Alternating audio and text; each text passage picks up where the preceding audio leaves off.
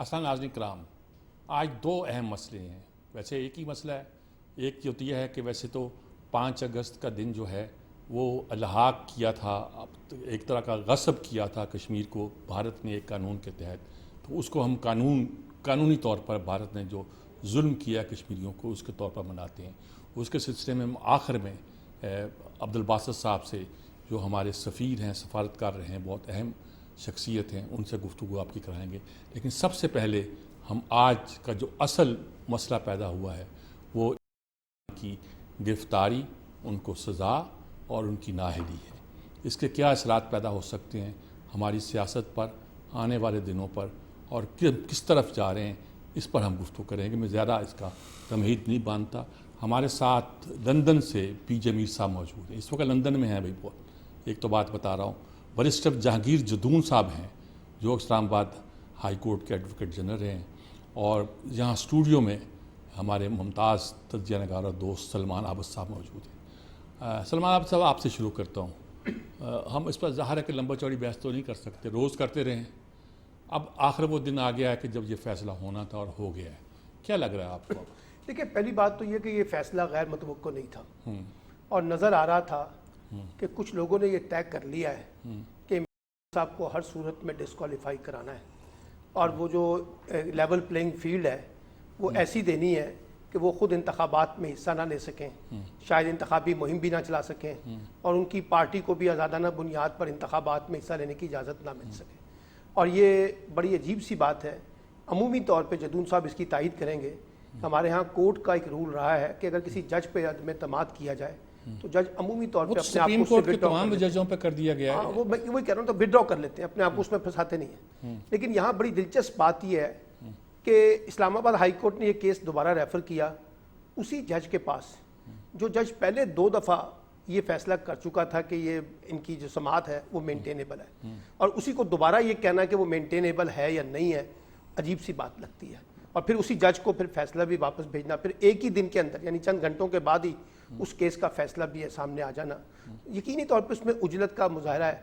और जैसे हमारे प्यारे दोस्त बरादर मोहम्मद मीर साहब ने कहा है कि बहुत ज़्यादा सियासी उजलत के अंदर जब ये फैसला किया गया है तो उससे इबहाम भी पैदा हो रहा है, शकूक व शुबहात भी पैदा हो रहे हैं, और उससे चीज़ें मुतनाज़ा भी हो जाएंगी। लेकिन बहरहाल पीटीआई के सरबराह साहब वो तो एक बात है, लेकिन इसका असरात क्या होंगे? देखिए ना, इसके असरात ये होंगे कि आपने 2000 तो कहते हैं तोशाखाना का केस, बहुत से लोग जो कहते हैं ओपन एंड शट केसेस है। बिल्कुल ओपन एंड शट केस था, टेक्निकल ग्राउंड पे वो नहीं। ओपन एंड शट तो उनके लिए भी था ना मीर साहब, जिन्होंने टीवी पे बैठ के ये इतराफ़ किया कि हमने भी घड़ियां बेची हैं, खाकाना बासी साहब ने तोशाखाना के हवाले से। नहीं, वो तो बेचने का उनके ऊपर तो बुनियादी इल्जाम भी ये है ना कि उन्होंने वो ताहिफ बेचे हैं। एक बात सब पे करो यार। लेकिन दूसरी बात क्या है, दूसरी बात अब इसके असरात की, सादिक और अमीन पे तो करो ना। सादिक और अमीन तो अब सभी सारे उसमें आ गए ना, अब तो एक ही सफ में खड़े हो गए। महमूद और निकालो सबको यार, निकाले। लेकिन अब होगा क्या? अब आपने 2023 का जो इंतखाब कराना है वो 23 में कराना है या मार्च 24 में कराना है या कब कराना है? इंतखाबात से पहले ही हमने इंतखाबी अमल के ऊपर जो है ना सवालात खड़े कर दिए हैं।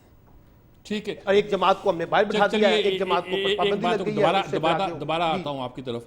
जी जदून साहब, आप शुरू में देखते रहे इस बात को।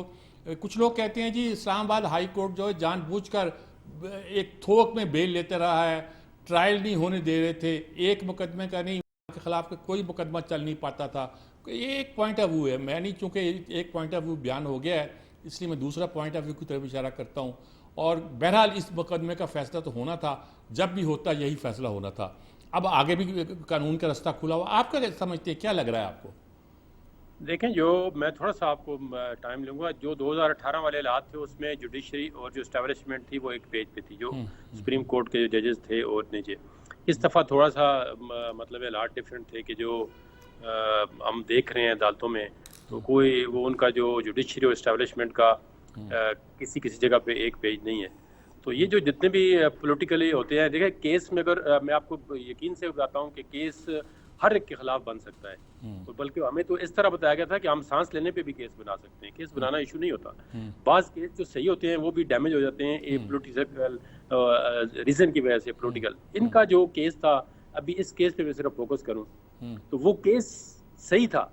इन्होंने चाहे गलती ओमिशन की है या एरर ऑफ कमीशन किया है, इन्होंने वो डिक्लेरेशन जो है ना वो मिस रिप्रेजेंटेशन वो उनके जो स्टेटमेंट ऑफ अकाउंट्स में उनमें शो नहीं की है। लेकिन इनके जो टेक्निकलिटीज़ थी उन पे केस ये लेके गए थे, इन्होंने मेरिट पे बहस ही नहीं की। मेरिट पे केस जो है बिल्कुल बनता था, लेकिन दो चार चीज़ें इनकी फेवर में टेक्निकली थी, तो अब तो सजा हो गई है। देखें आप जो वो भुट्टो साहब के बारे में मशहूर है कि वो हाँ। कहते थे कि मुझे मेरे वकीलों ने मरवाया है। हाँ नहीं वकील देखें, वकील देख एक चीज़ डिटरमिन हो जाती है ना, इस तरह उन्होंने कहा है कि एक यानी फैसला मेरिट पे केस लड़ने के बजाय टेक्निकलिटीज पे लड़ते रहे। टेक्निकलिटीज भी इसलिए लड़ा था कि मेरिट पे केस बनता नहीं था।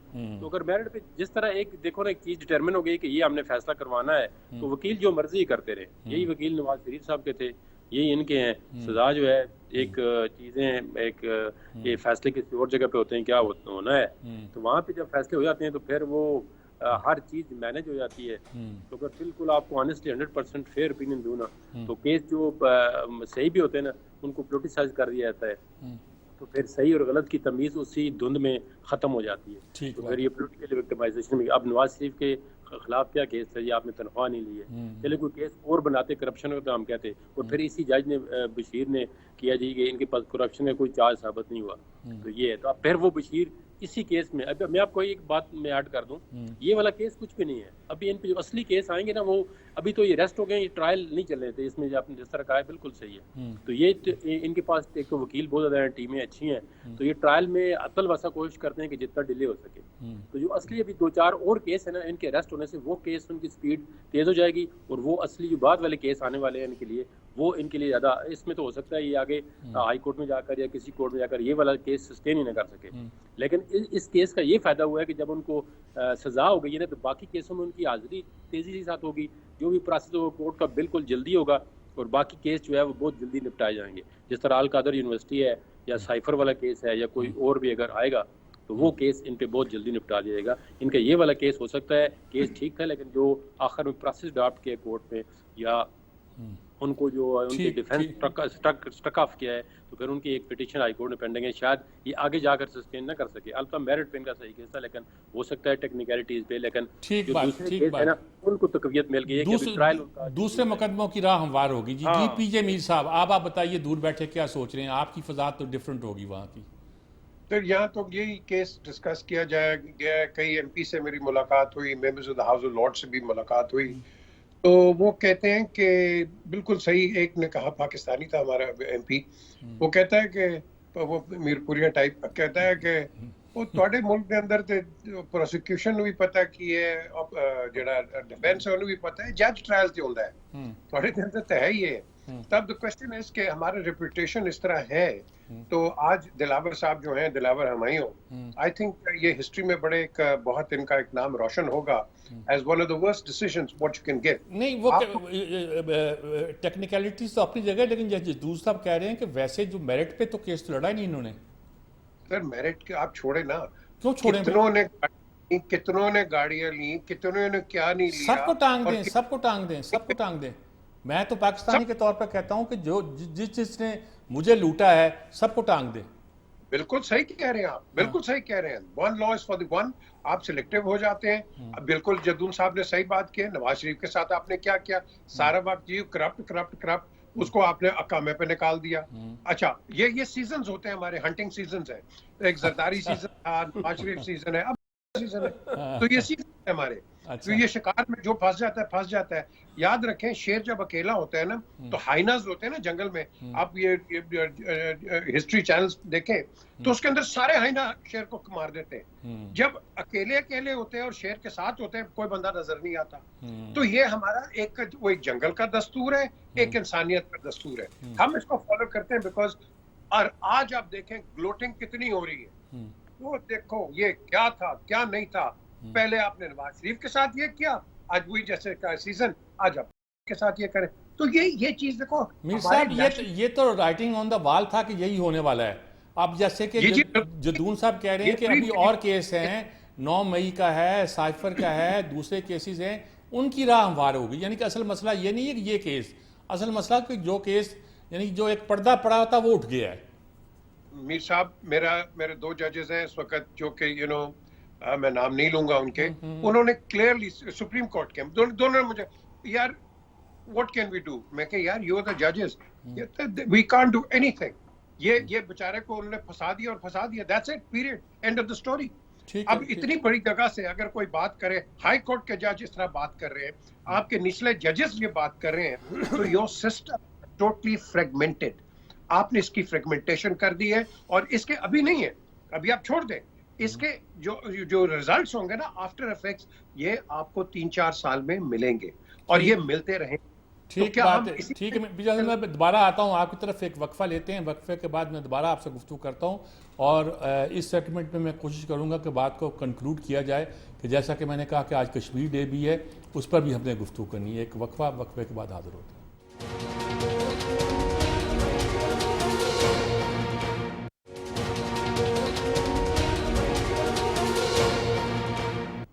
जी नाज़रीन कराम, जैसा कि हम गुफ्तगू कर रहे हैं कि इसके असरात हमारी सियासत पर क्या पड़ेंगे, इलेक्शन होंगे नहीं होंगे, पोस्टपोन होंगे, उसके बाद क्या होगा, लेकिन कुछ लोगों का ख्याल है कि ये सब नेचुरल बात ही जो होनी है। कुछ लोगों का ख्याल है, बहुत से लोग हैं जो समझते हैं कि मेरिट पर ये केस बनता है, और अगरचे उनके मुखालिफ ये कहे जाते हैं कि मेरिट पर तो और बहुत से लोगों के ख़िलाफ़ केस बनते हैं। और बड़ा मज़े का फ़िक्रा कहा है कि शिकार के अपने अपने दिन होते हैं, कभी उसका शिकार होता है, कभी उसका शिकार होता है। तो आज का शिकार हो रहा है तो उसका शिकार हो रहा है।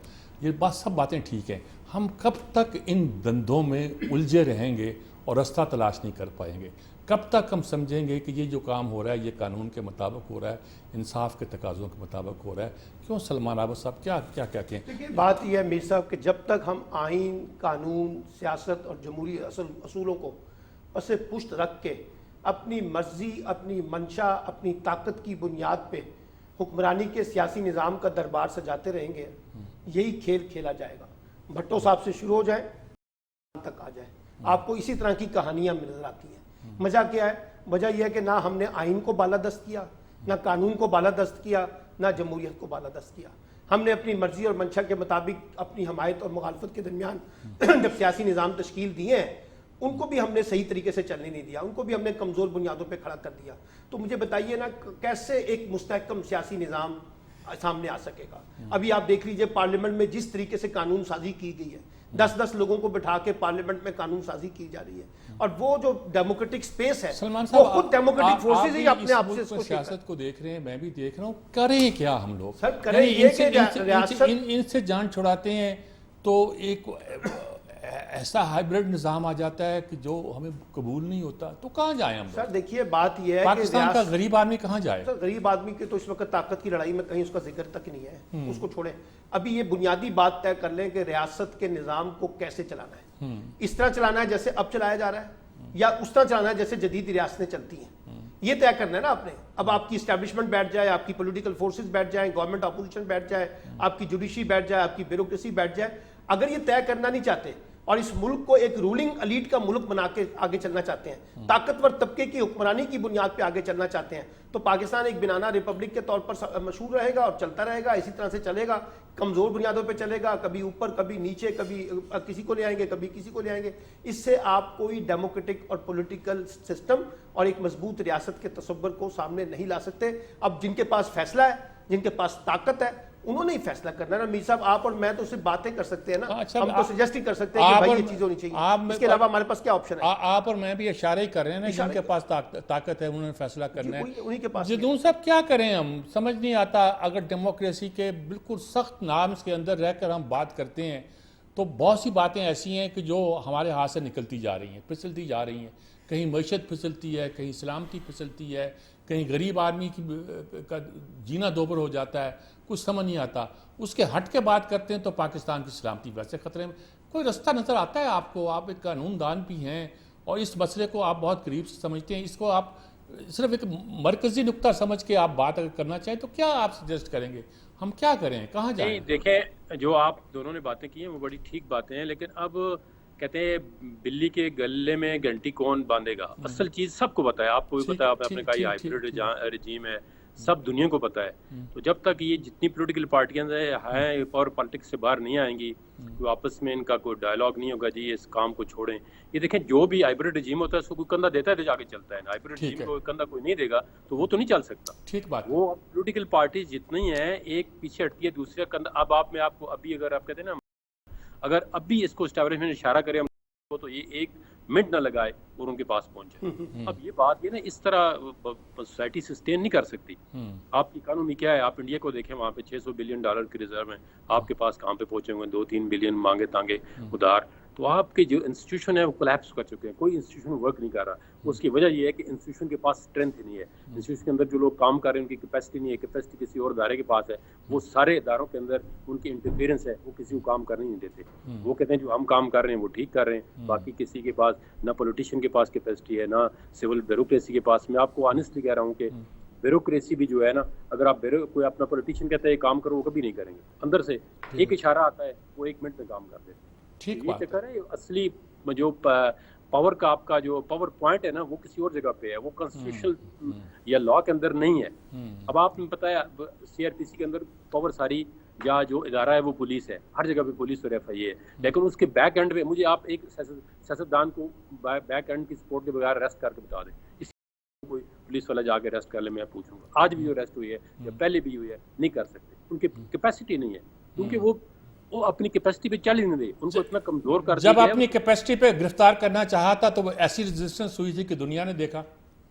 नहीं, यही कहता हूँ ना, उनकी कैपेसिटी डेवलप ही नहीं हुई, वो अरेस्ट करना नहीं चाह रहे थे। वो देखे ना, वो उनकी रेजिस्टेंस क्यों देते हैं ये, मतलब वो अपने सब्जेक्ट टू लॉ है ही नहीं है ना, उनके पीछे कोई, वो समझते हैं हमारे पीछे कोई फोर्स है दूसरी जो काम कर रही है। तो इसके जब रूल ऑफ लॉ नहीं होगा, आपके कॉन्स्टिट्यूशन के पैरामीटर में सारे इदारे काम नहीं करेंगे तो मुल्क आगे बिल्कुल नहीं बढ़ सकता। जो मर्जी कर लें, अभी इलेक्शन करा लें आप कोई पार्टी जीत के आ जाएगी, जितनी मर्जी आप करा लें, फिर साजिशें शुरू हो जाएंगी, फिर वो जिन्होंने कहा जी हंटिंग का सीजन आ जाएगा, कोई और हनीमून चलता है 1.5 साल 2 साल, फिर काम उल्टे हो जाते हैं। तो ये तो समझ रहा था मैं अगले 10 साल तक वज़ीर आज़म रहूंगा, कोई समझ रहा था मैं अगले 10 साल तक आर्मी चीफ रहूंगा।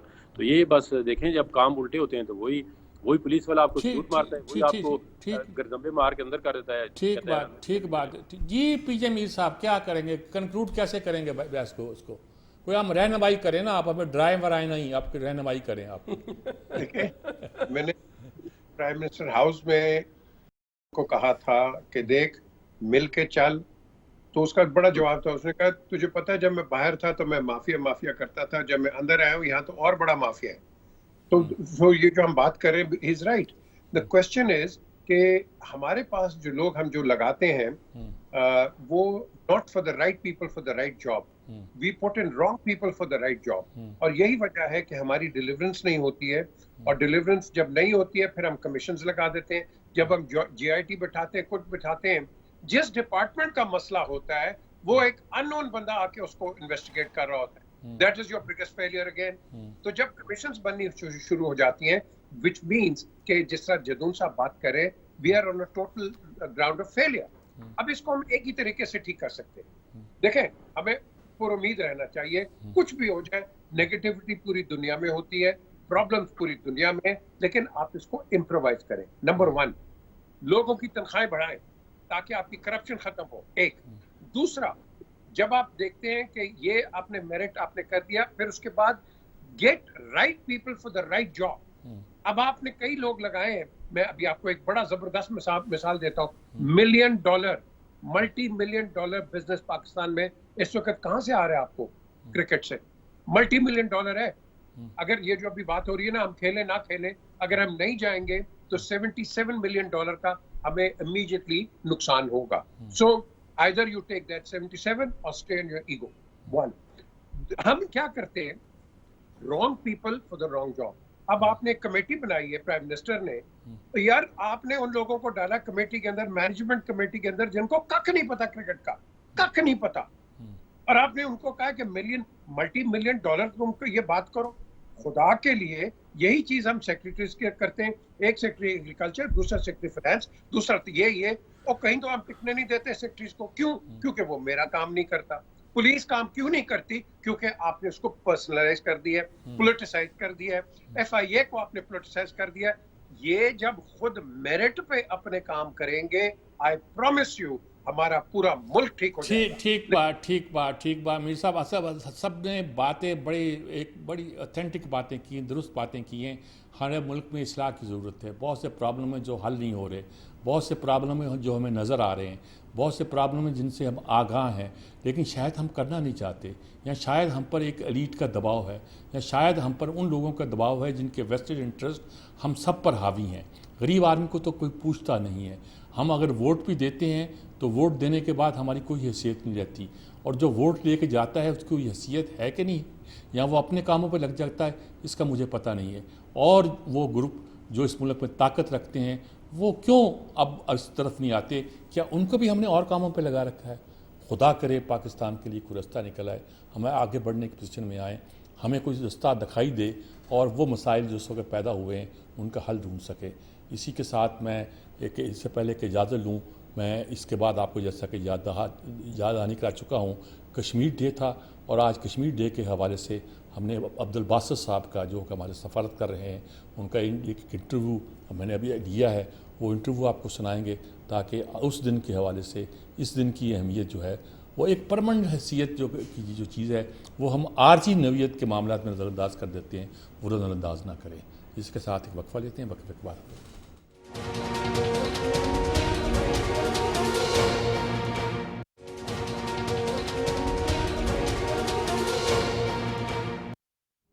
नाज़रीन कराम, अच्छा सबको मालूम है कि आज हम कश्मीर का दिन भी मना रहे हैं। आज वो दिन है जब इंडिया ने कश्मीर को शामिल किया हिंदुस्तान में, 370 उसकी जो आइन की शिक है उसको ख़त्म किया, और भी बहुत सी तब्दीलियाँ की, एक तरह उसको हिंदुस्तान का हिस्सा बना लिया। हम उसको 4 साल हो चुके हैं इस वाक़े को, जबरो जुल्म की इंतहा हो चुकी जो कश्मीर में जारी है, उसके हिसाब से आज हम ये दिन बनाते हैं। आज हमारे साथ अब्दुल बासित साहब, जो हमारे मुमताज़ सफ़ारतकार हैं, इंडिया में हाई कमिश्नर भी रहे हैं अमेरिका में, और बहुत अहम जगहों पे उनकी असाइनमेंट रही है। नाम ही काफ़ी है जी का, ये कहना काफ़ी है कि बासित साहब हमारे साथ मौजूद हैं। कश्मीर के मसले को जितनी करीब से और गहराई से वो जानते हैं, कम लोग जानते होंगे। अस्सलाम वालेकुम बासित साहब। वालेकुम सलाम, बहुत शुक्रिया आपका सादिक मीर साहब मुझे अपने प्रोग्राम में लेने का। जी बस हम चाहते हैं कि कश्मीर के मसले पर आपकी राय ली जाए, आपसे बेहतर कौन इस पर बता सकता है। हम जानना चाहते हैं, एक तो इस दिन की अहमियत तो सबको लोगों को वाज़ेह होनी चाहिए, दूसरी बात है कि हम कुछ कर सकते हैं। ये कहते हैं कि इस दिन के आने के बाद हमने एक तरह के कश्मीर का सेल आउट कर दिया, कुछ कर नहीं पा रहे, या हमारे बस में कुछ नहीं रहा, या इंडिया गसब कर चुका है। आज वहाँ का कोर्ट भी इस ट्रायल इतने 4 साल के बाद शुरू कर रहा है। क्या सूरत हाल है? आप मुझे सारी जैसा आप समझते हैं अपना नुक्ता नज़र कश्मीर के हवाले से, इस दिन के हवाले से अगर बता सकें तो आपकी बड़ी नवाजिश होगी। जी, आपने पहले ही बड़ा एक अहम सवाल किया है कि हम क्या कर सकते हैं। पहले तो आपके नाजरीन के लिए समझना बड़ा ज़रूरी है कि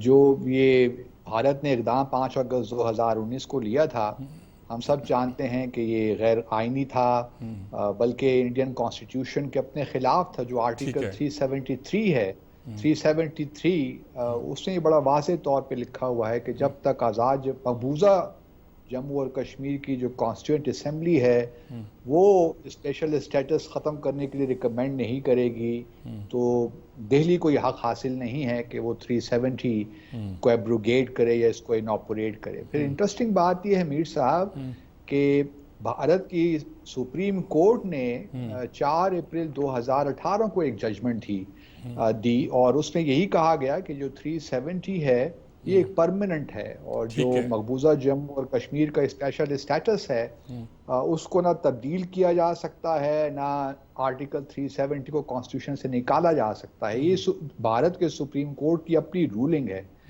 तो इसमें तो अब कोई शक नहीं है कि ये गैर आइनी और गैर कानूनी इक़दामात भारत की पार्लियामेंट ने किए हैं। अब चूंकि भारत की सुप्रीम कोर्ट में ये मामला ज़ेर बहस है 2 अगस्त से, और अब देखना यही है कि भारत की सुप्रीम कोर्ट आया जो अपनी पुरानी जजमेंट है उसको बरकरार रखती है या कोई नया फैसला दे देती है सियासी बुनियादियों पे। ये कानून तो बड़ा वाज़ेह है, अब ये फैसला तो जो होगा, और सुप्रीम कोर्ट से हम कोई ज़्यादा तवक्कुआत नहीं रख सकते। ठीक है, अब मामला जो है एक लिहाज से आप कह सकते हैं क्योंकि ये कॉन्स्टिट्यूशन में अमेंडमेंट हुई है, और अब 2/3 मेजॉरिटी, और मेरा नहीं ख्याल कि अगर कांग्रेस की हुकूमत भी आती है तो वो इस अमेंडमेंट को वापस लेगी या स्पेशल स्टेटस को बहाल करेगी। अब ये जो मामला है, ये अगर सुप्रीम कोर्ट भारत की कुछ कर ले तो कर ले, उसके बाद सियासी एतबार से कुछ नहीं हो सकता। ठीक है। अब आगे क्या होना चाहिए? बुनियादी तौर पे मैं जिस तरीके से देखता हूँ कि बदकिस्मती आप इसे कह लीजिए कि हुकूमत पाकिस्तान या हम लोग सही मानों में भारत पे प्रेशर बिल्ड नहीं कर सके। ठीक। अगर हम पिछले 4 सालों में वो प्रेशर बिल्ड कर लेते तो आज शायद सुप्रीम कोर्ट जो भारत की है उसको ये एहसास होता कि दुनिया भर में इस मामले को बड़े गौर से देखा जा रहा है। कुछ के ये होता, भारत ने बड़ी कामयाबी के साथ, उसको इतनी कामयाबी खैर नहीं हुई, लेकिन भारत के एक सिंबॉलिक इम्पोर्टेंस के तौर पर G20 की वर्कशॉप की एक मीटिंग भी उसने करवा दी वर्किंग ग्रुप की, श्रीनगर में भी और लेह लद्दाख में भी। उस वजह से भी एक लिहाज से भारत उसको एक लेजिटिमेसी देना चाहता है अपने जो उसने एक इकदाम लिया है। अब क्वेश्चन ये है कि हमें आगे क्या करना चाहिए? क्या हम आगे हाथ पे हाथ रख के बैठ जाएं, हम ये समझ लें कि बात खत्म हो गई है? क्योंकि पाकिस्तान में भी बदकिस्मती के साथ आपको मुख्तलिफ आवाज़ें सुनने को मिलती हैं।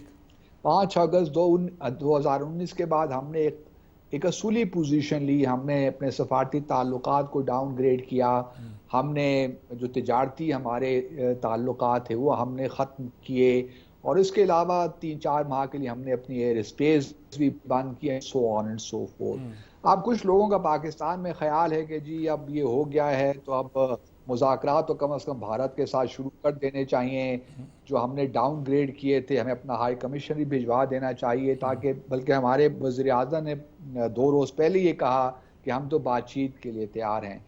ये हमारी जो इनकन्सिस्टेंसीज हैं हमारी पॉलिसीज़ में, इसने हमें बहुत नुकसान पहुंचाया है, मैं ज़ाती तौर पे समझता हूँ। और चूँकि वर्ल्ड दुनिया भी ये देखती है कि ये लोग कहते कुछ हैं करते कुछ हैं, ये खुद भी इनमें क्लैरिटी नहीं है, तो इसलिए आपको वो इंटरनेशनल रिस्पांस भी नहीं मिला। मैं बड़ा क्विकली 3-4 मशवरे हुकूमत को दे सकता हूँ। पहली बात तो ये है कि अगर आपने डायलॉग का प्रोसेस भारत के साथ शुरू करना है, अभी ये वक्त नहीं है। भारत भी अभी आपके साथ इंटरेस्टेड नहीं है डायलॉग करने में इस वक्त, क्योंकि वहाँ पे अभी इस साल 5 स्टेट्स में इलेक्शंस हो रहे हैं, फिर अगले साल लोकसभा का इलेक्शंस होगा अप्रैल मई में। तो भारत इस वक्त कोई आपके साथ इंगेज नहीं करेगा, बल्कि उसकी कोशिश होगी भारतीय जनता पार्टी के कि वो जो टेंशन है भारत और पाकिस्तान के दिन वो एस्केलेट हो, और उसका चूंकि उनके अपनी एक इलेक्शन स्ट्रेटजी होती है, पाकिस्तान बैशिंग और पाकिस्तान के खिलाफ सख्त पोजीशन लेने से उनको हिंदू वोट मिलता है। तो इस वक्त तो वो इस पोजीशन में नहीं है कि पाकिस्तान के साथ डायलॉग शुरू करें। बट जब भी डायलॉग शुरू हो तो हमारी हुकूमत चूँकि होपफुली अगले साल तक नई हमारी हुकूमत होगी, तो ये ख्याल रखना चाहिए कि अब जो पुराने फ्रेमवर्क्स हैं डायलॉग के, चाहे वो कॉम्पोजिट डायलॉग था या रिज्यूम डायलॉग था या फिर 2015 में जिस पे हमने एग्रीमेंट किया था भारत के साथ, वो सारे अब वो जो डायलॉग फ्रेमवर्क हैं वो अब ख़त्म हो चुके हैं, रिडंडेंट हो चुके हैं। अब हमने ये इंसिस्ट करना है कि अगर पाकिस्तान और ने डायलॉग करना है तो सबसे पहले जम्मू और कश्मीर का तनाज़ा हल करना है।